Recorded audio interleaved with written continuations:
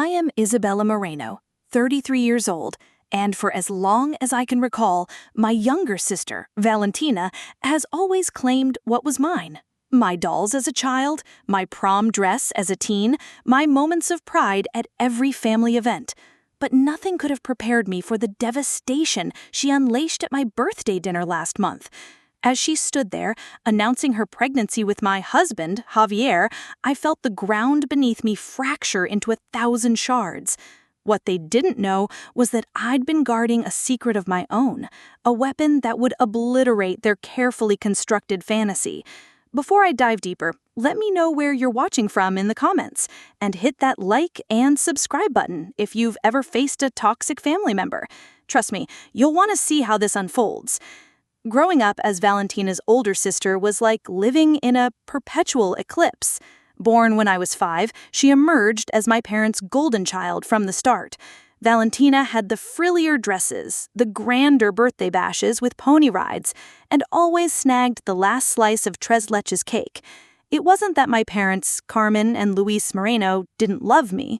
They did, in their distracted way, but their love for her was louder, more exuberant. "Look at Valentina's dance moves," Mom would gush as my sister twirled clumsily, while my straight-A report cards earned a curt, "That's nice, Isa." Dad coached Valentina's soccer team, but missed my science fair where I won first place for a solar-powered garden.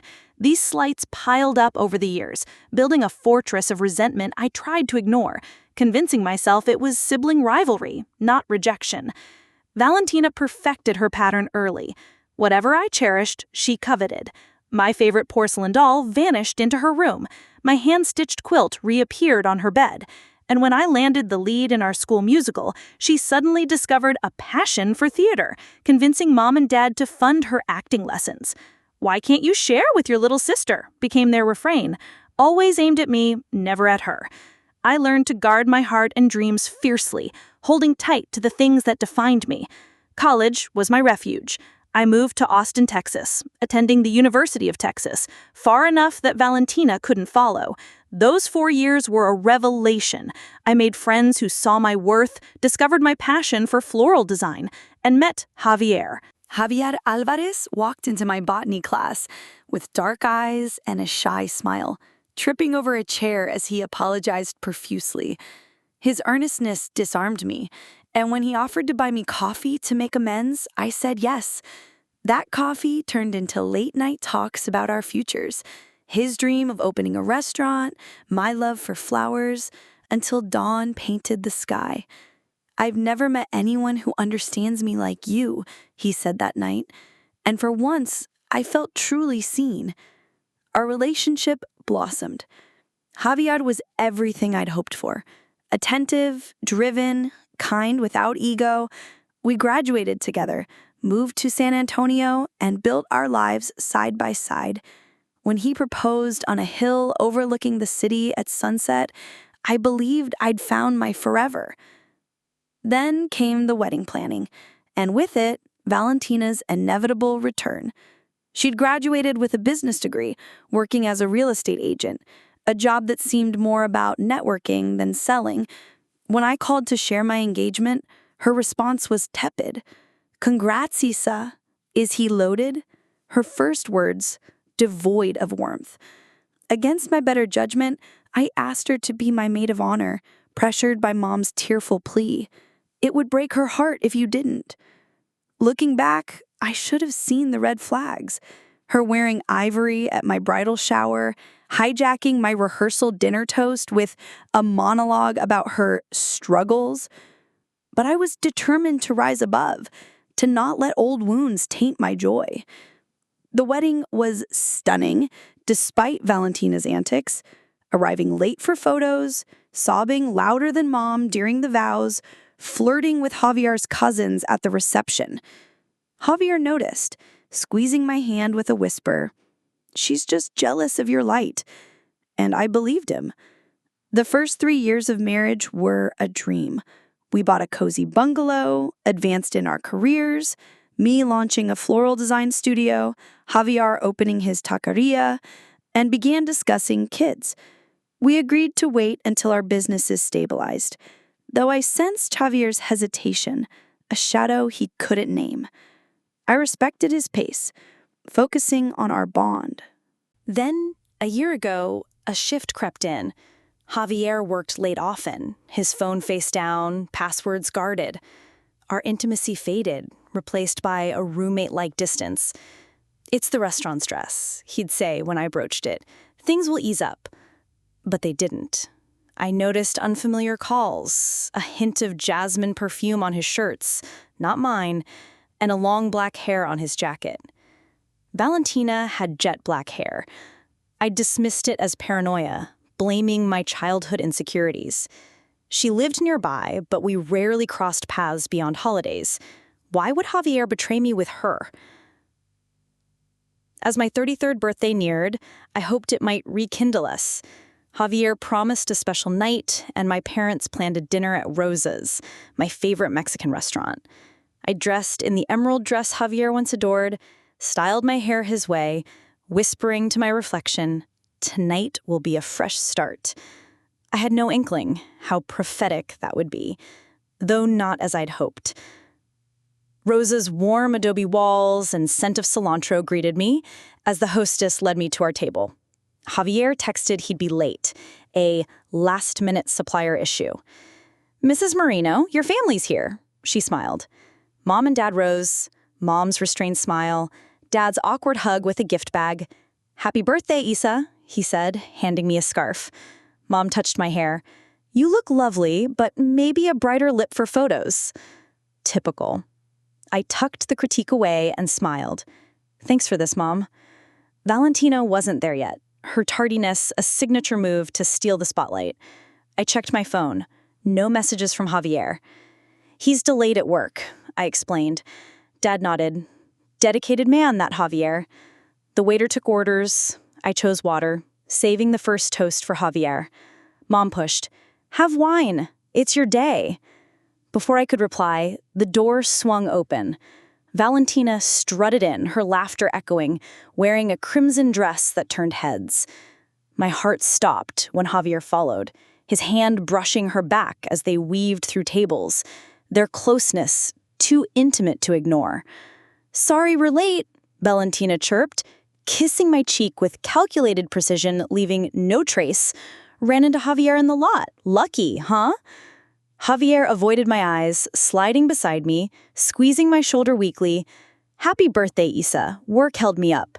He smelled of fresh soap, his cologne overpowering, his work call excuse crumbling.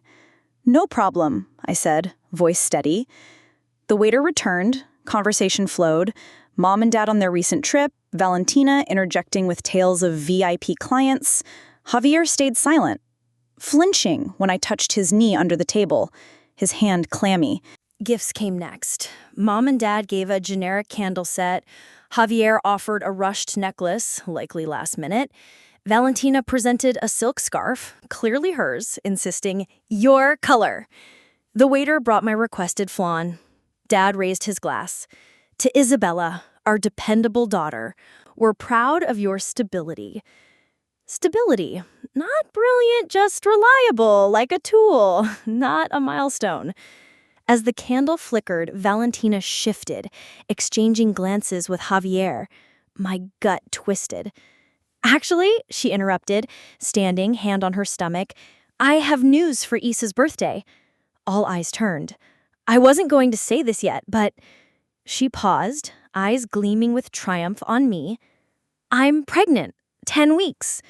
Mom gasped. Dad grinned wider than for my achievements. "Wonderful!" Mom exclaimed. "When's the due date?" "March," Valentina replied, then dropped the bomb. "Javier's the father. We've been together for months. We're a family now." The room stilled, the clink of glasses fading. Mom's smile faltered. Dad's glass froze. Javier stared at the table, pale. He said, "This wasn't the plan." "We?" I echoed, throat tight. Valentina covered his hand. "We waited past the first trimester, but I couldn't wait." Her eyes bored into mine, maliciously victorious. Mom stammered, "But he's your husband, Isa." "Not for long," she smirked. They've had issues forever. We fell in love. I felt the fracture, but no tears came. Javier touched my arm. Can we talk privately? I stood, chair scraping. I need a moment. The bathroom was empty. I locked a stall, pressing my forehead to the door, waiting for a breakdown. Instead, a strange calm settled, a clarity born of inevitability. I splashed water on my face, staring at my reflection. I whispered, "You won't break," reapplying lipstick with steady hands. Back at the table, they discussed baby names, Valentina suggesting Javier Jr., as if this was a celebration. I smiled. "You've made my birthday unforgettable. Let's have cake." Valentina's smirk faltered. Javier looked lost. "Sam, we should talk," he started. "Later," I said, taking a deliberate bite of flan, savoring its bitterness. They stared, baffled. "Thought I'd cry? Sorry to disappoint." "I am upset," I continued, "but I don't need a spectacle. There's more you should know." I pulled a folder from my purse. Months of suspicion crystallized. "I've known about your affair for 3 months. Javier's laptop, password our anniversary, revealed your emails, Jesse, explicit ones." Mom gasped. "This isn't dinner talk, Issa." "Neither is this," I shot back. "I hired a PI, Davis & Sons. They have photos, 27 nights at your apartment, Jesse, recordings, even the receipt for that bracelet you flaunt, claimed from a client." Valentina clutched the bracelet, her confidence cracking. "You spied on me?" Javier stammered. "I protected myself," I replied. "Unlike adultery, which is still grounds for divorce here." Dad shifted. "Maybe privately." "No," I cut in. 2 months ago, I contacted attorney Maria Lopez. Papers are ready. Assets secured, finances documented." Javier paled. "You planned this?" "Yes. I was serving you next week. Your announcement just sped it up." Mom teared up. "A divorce is so final. Counseling? No return, Mom. There's more." I slid a medical report across. "Javier had a vasectomy 2 years ago. We chose no kids. He's sterile." Valentina whispered. "No, you're lying." "Check it. Sacred Heart, Dr. Ruiz. He recovered on our couch." Javier nodded. Nauseous. "Sam, I can explain." "Explain what?" Valentina snapped. "You didn't tell me?"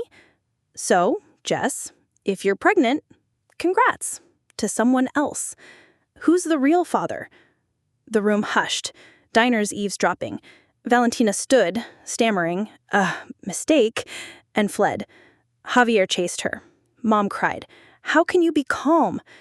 "Because this was predictable," I said. "Jess takes, you enable. I'm done." I signed the check, tipping generously, and left. In the parking lot, Javier texted, "Come home." I deleted it, driving to a hotel. The next day, I moved out with friends, taking my belongings, leaving Javier's ring with a note for my lawyer. Megan offered her guest room. "I can't believe Val. She's always competed, but this?" I said she wins by taking. Now she's lost. Javier pounded on Megan's door, begging. I let him leave. Jessica called, tearful, admitting fear. "I miss you, Issa. I'm sorry." I wavered, but said, "Not now. Heal yourself." She nodded, a first step. Parents pushed counseling. Dad admitted their bias. I moved on, leasing a new apartment, painting it vibrant colors Javier hated. My lawyer, Maria, handled the divorce. Javier caved, accepting the prenup. I thrived at work, earning a promotion. David, a colleague, left supportive notes, our friendship budding. Jessica's baby, a girl named Lucia, confirmed Javier wasn't the father. Richard, her boss, stepped up. We're rebuilding, cautiously. A year later, on July 5th, 2025, at 9:42 p.m., I celebrated my 34th birthday with friends. David gifting a sketchbook inscribed, "From ashes, you rise." I've learned my worth isn't theirs to define. Drop your location below, like and subscribe if you've rebuilt after betrayal.